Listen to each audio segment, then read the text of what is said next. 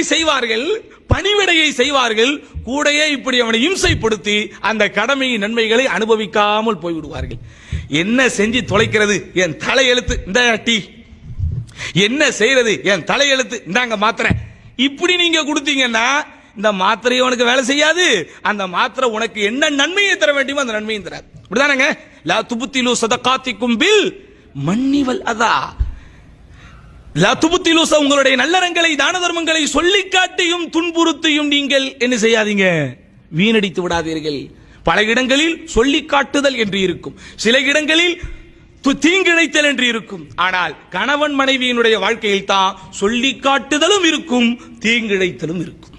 அப்போ எவ்வளவு கேர்ஃபுல்லாக நீங்கள் இருக்க வேண்டும், எவ்வளவு கவனத்தோடு நீங்கள் இருக்க வேண்டும். யார் இந்த கணவன்? சாதாரணமானவனா? இவனுடைய சிறப்பை குறித்து ரசூலுல்லாஹி ஸல்லல்லாஹு அலைஹி வஸல்லம் என்ன சொல்லி இருக்கிறார்கள்? உன் சொர்க்கத்தையும் நரகத்தையும் தீர்மானிக்கிற சக்தி